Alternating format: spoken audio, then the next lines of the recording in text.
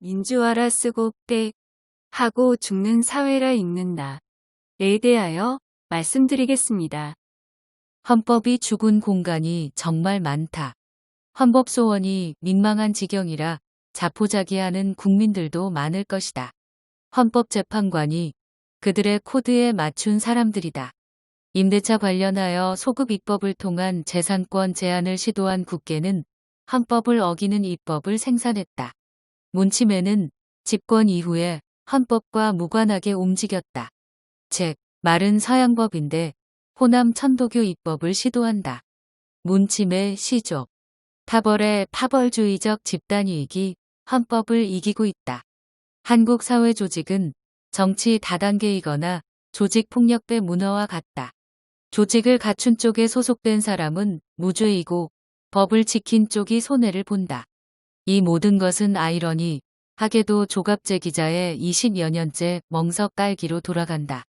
한국에 인연이 없되 자료를 중립적으로 처리하는 사회학자에게는 조갑재 기자의 박정희 글쓰기는 호남 천도교 김대중 진영의 김대중 우상화의 확장판이라고 설명될 수밖에 없다. 국가주의에서의 권위주의 요소가 영남 버전의 천도교 때문임을 조갑재 기자처럼 독자층에 산 교육을 시키는 사람이 없다. 그렇게 호남에 유리한 잣대로 영남 천도교와 호남 천도교가 나뉘어 섰다가 결정적 순간에 합치자는 게 본진 합격이 아니겠는가. 국민의힘당은 정당명부터가 법치를 할 생각이 없음을 내포한다. 대놓고 밀란신앙하는 사람들을 특급 인사로 앞세우겠다는 이야기다.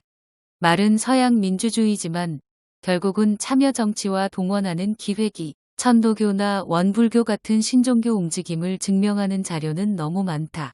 국민들은 그런 영웅만 들고 줄 세우는 정치를 원하지 않는다.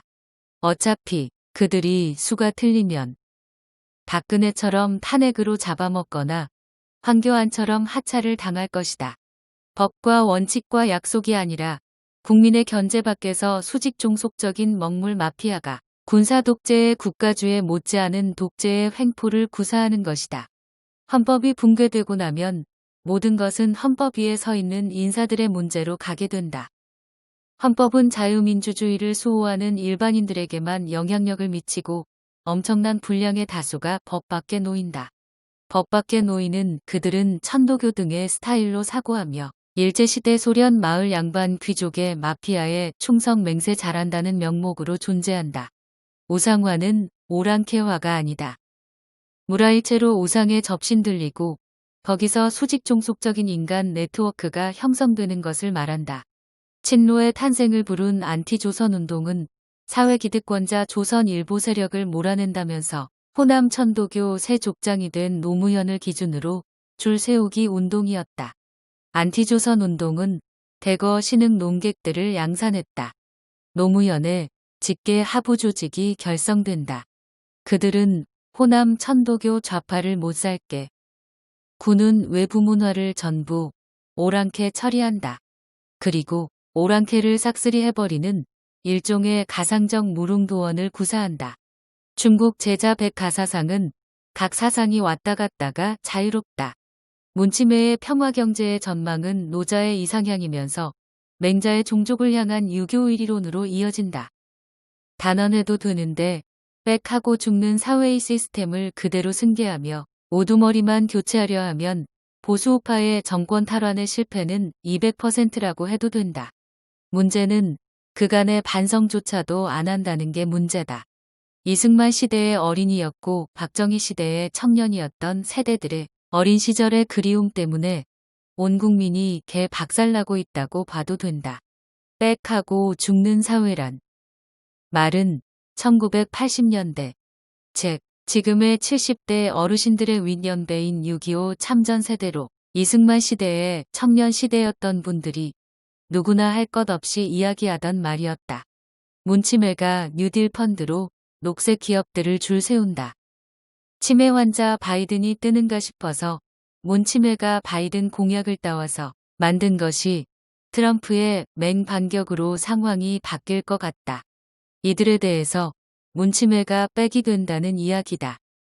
타당성과 정당성과 적절성 같은 고려가 죽어버렸다. 오직 문치매와 연관 기업 간의 수직 종속적인 관계만 남는다. 그 수직 종속 관계가 모든 법적 형평성을 무찔러 버린다. 11월에 당선될 미국의 새 대통령에게 한국의 자산시장의 버블을 붕괴시켜달라고 악망하고 싶어진다. 이 체제는 불의하다. 그런데 귀족들의 네트워크에 사로잡힌 속에서 일반인들은 아무것도 할 수 있는 게 없다.